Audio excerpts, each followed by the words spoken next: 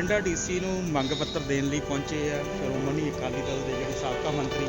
ਸਿਕੰਦਰ ਸਿੰਘ ਮਲੂਕਾ, ਜਸਵੀਰ ਸਿੰਘ ਨਕਈ, ਹਲਕਾ ਇੰਚਾਰਜ ਅਮਿਤ ਰਤਨ, ਐਮਐਲਏ ਸਾਬਕਾ ਦਰਸ਼ਨ ਸਿੰਘ ਕੋਟਪੱਤਾ, ਜਗਸੀਰ ਸਿੰਘ ਕਲਿਆਣ, ਸਾਬਕਾ ਵਿਧਾਇਕ ਸਰੂਪ ਚੰਦ ਸਿੰਗਲਾ ਵੀ ਹੈ। ਇਹ ਸਾਰੀ ਜਿਹੜੀ ਟੀਮ ਆ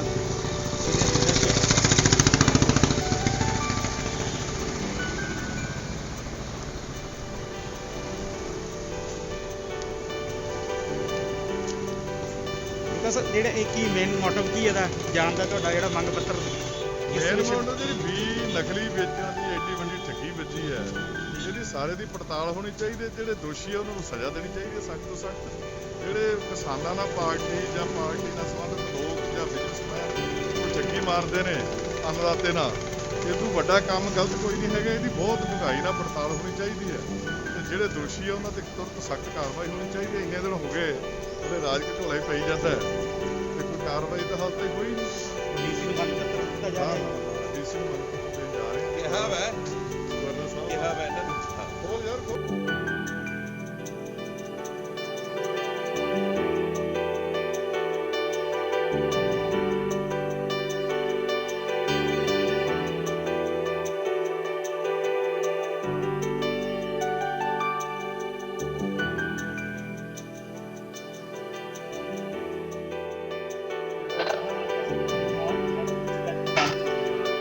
ਅੱਜ ਦਾ ਜਿਹੜਾ ਪੰਜਾਬ ਦੇ ਵਿੱਚ PR 128 PR 129 ਪਿਛਲੇ ਸਾਲ ਉਹਦੇ ਚ ਥੋੜਾ ਬੀਜ ਉਹਨਾਂ ਨੇ ਕਿਲੋ ਕਿਸਾਨਾਂ ਨੂੰ ਵੰਡਿਆ ਸੀ ਕਿ 62 ਰੁਪਏ ਦੇ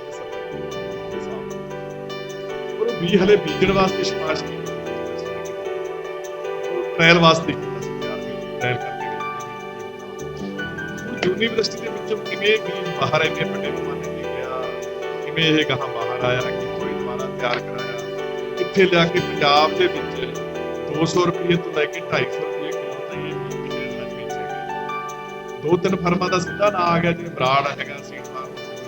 ਸਾਹਮਣੇ ਹੈ, ਇੱਕ ਕਰਨਾਲ ਜਿਹੜੇ ਹੈਗੇ ਆ ਕਰਨਾਲ ਦੇ ਨਾਮ ਫਰਮ ਹੈ, ਉਹਦਾ ਜਿਹੜਾ ਵੈਰੋ ਪਿੰਡ ਦੇ ਵਿੱਚ ਡੇਰਾ ਬਾਬਾ ਨਾਨਕ ਦੇ ਵਿੱਚ ਉਹਦਾ ਵੱਡਾ ਸਟੋਰ ਹੈ,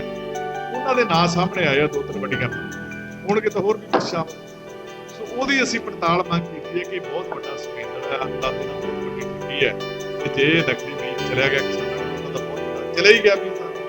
ਵਾਲਿਆਂ ਤਾਂ ਪਨੀਰੀ ਵੀ ਲਾਈ ਬੈਠੇ ਆ, ਵਾਲਿਆਂ ਨੇ ਸਿੱਧੀ ਬਿਜਾਈ ਚ ਬੀਜ ਵੀ ਦਿੱਤਾ।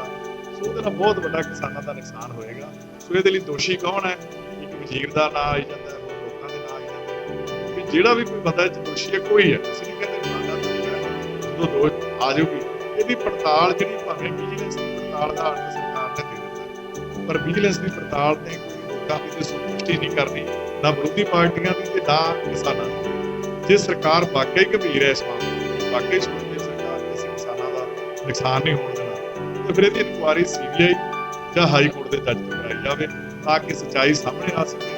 ਲੋਕਾਂ ਨੂੰ ਪਤਾ ਲੱਗ ਸਕੇ, ਸਹੀ ਜਿਹੜੀ ਪੜਤਾਲ ਹੋ ਸਕੇ, ਗਾਹਾਂ ਨੂੰ ਕੋਈ ਨਾ ਕਰ ਸਕੇ। ਇਹ ਸਾਡੀ ਮੰਗ ਹੈ। ਮੈਮੋਰੈਂਡਮ ਡੀਸੀ ਸਾਹਿਬ ਨੂੰ ਭੇਜਿਆ ਗਵਰਨਰ। ਤੁਸੀਂ ਦੇਖੋ ਪੰਜਾਬ ਦੇ ਵਿੱਚ ਸਾਰੇ ਮੁਲਕ ਜਦੋਂ ਠੇਕੇ ਖੋਲੇ ਲੈਣਾ ਲੱਗ ਗਈਆਂ ਸ਼ਰਾਬ ਦੀਆਂ, ਬੀਬੀਆਂ ਨੂੰ ਵੀ ਲੈਣਾ ਚੜਦਾ ਤੇ ਪੰਜਾਬ ਦੇ ਵਿੱਚ ਇੱਕ ਬੰਦਾ ਵੀ ਨਹੀਂ ਠੇਕੇ ਦੀ ਸ਼ਰਾਬ ਜੋ ਕਿ ਕਾਂਗਰਸੀ ਘਰ ਘਰ ਸਪਲਾਈ ਦੇ ਰਹੇ ਆ। ਸਾਰੀ ਕਿਸੇ ਪਿੰਡ ਚ ਪਤਾ ਕਰ ਲਓ, ਜਿਹੜੇ ਮਰਜ਼ੀ ਪਿੰਡ ਚ ਪਤਾ ਕਰ ਲਓ, ਜਾ ਕੇ ਇੱਕ ਪਿੰਡ ਦੀ ਬਠਿੰਡੇ ਸ਼ਹਿਰ ਚ ਪਤਾ ਕਰ ਲਓ, ਮੇਰੇ ਹਲਕੇ ਜਾ ਕੇ ਪਤਾ ਕਰ ਲਓ,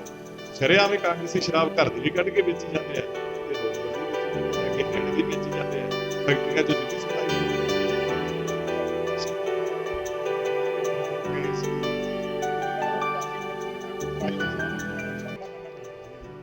ਦੇਖੋ। ਉਹਨਾਂ ਮਜ਼ਦੂਰਾਂ ਦਾ ਪੰਜਾਬ ਦੀ ਤਰੱਕੀ ਦੇ ਵਿੱਚ ਬਹੁਤ ਵੱਡਾ ਹਿੱਸਾ ਹੈ। ਉਹਨਾਂ ਮਜ਼ਦੂਰਾਂ ਦਾ,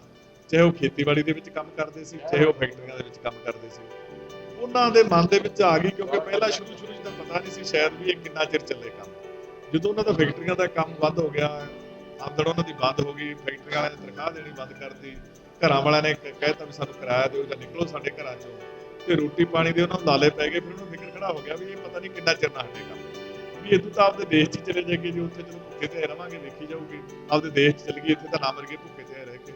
ਫਿਰ ਉਹਨਾਂ ਦੇ ਮਨ ਦੇ ਵਿੱਚ ਇੱਕ ਕਿਸਮ ਦਾ ਡਰ ਪੈਦਾ ਹੋ ਗਿਆ,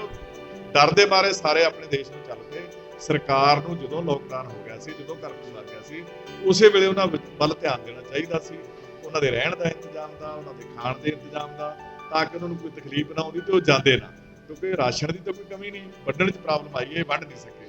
ਤੇ ਫਿਰ ਉਹ ਘਬਰਾ ਕੇ ਬੰਦੇ ਭੁੱਖਾ ਮਰਦਾ, ਬੰਦਾ ਕੀ ਨਹੀਂ ਕਰਦਾ ਵਿਚਾਰੇ। ਜਦੋਂ ਇੱਥੇ ਤੁਰਪੇ ਕੋਈ ਦੇਖੋ 1200 ਕਿਲੋਮੀਟਰ ਪੈਦਲ ਤੁਰ ਕੇ ਜਾਣਾ, ਇੱਕ ਲੇਡੀ ਜਾਂਦੀ ਸੀ ਟੈਚੀ ਦੇ ਉੱਤੇ, ਉਹਦਾ ਬੱਚਾ ਟੰਗਿਆ, ਕੋਈ ਸਮਾਨ ਚੱਕੀ ਜਾਂਦਾ ਹੈ, ਤੁਰਨਾ ਇੰਨੀ ਗਰਮੀ ਹੈ, ਤੁਰ ਕੇ ਕੋਈ ਸਾਈਕਲ ਦੇ ਉੱਤੇ, ਕੋਈ ਰਕਸ਼ਿਆਂ ਦੇ ਉੱਤੇ 2-2 3-3 ਬੰਦੇ ਭਾਈ ਜਾਂਦਾ ਹੈ, ਕੋਈ ਮੋਟਰਸਾਈਕਲ ਤੇ ਤੁਰਿਆ ਜਾਂਦਾ, ਕਿੰਨੀ ਵਾਟ ਹੈ। ਜਹਾਜ਼ਾਂ ਤੇ ਜਾਂਦੇ ਲੋਕ ਥੱਕ ਜਾਂਦੇ ਨੇ ਕਿ ਇੰਨੀ ਵਾਟ ਜਾ ਕੇ ਮਜ਼ਦੂਰਾਂ ਨਾਲ ਬਹੁਤ ਵਿਚਾਰਿਆਂ ਨਾਲ ਜ਼ਿਆਦਤੀ ਹੋਈ ਹੈ ਕਿਸਮ ਦੀ। ਮੈਂ ਸਮਝਦਾ ਉਹਨਾਂ ਨੂੰ ਇਨਸਾਫ ਮਿਲਣਾ ਚਾਹੀਦਾ ਸੀ, ਖੁਸ਼ੀ ਉਹਨਾਂ ਨੂੰ ਉਹਨਾਂ ਦੇ ਘਰਾਂ ਨੂੰ ਤੋਰਨਾ ਚਾਹੀਦਾ ਸੀ, ਤਾਂ ਕਿ ਉਹ ਮਹੀਨਾ 2 ਮਹੀਨੇ ਆਪਦੇ ਘਰਾਂ 'ਚ ਲਾ ਕੇ ਮੁੜ ਕੇ ਫਿਰ ਉਹ ਪੰਜਾਬ ਵੱਲ ਆਉਣ ਦੇ ਖੁਸ਼ੀ ਆਉਣ ਦੀ ਗੱਲ ਕਰਦੇ। ਹੁਣ ਉਹ ਚਲੇ ਗਏ ਨੇ ਇਸ ਹਾਲਾਤ 'ਚ, ਪਤਾ ਨਹੀਂ ਮੁੜ ਕੇ ਆਉਣਗੇ ਕਿ ਨਹੀਂ ਆਉਣਗੇ, ਕੀ ਬਣੇਗਾ ਇੰਡਸਟਰੀ ਦਾ।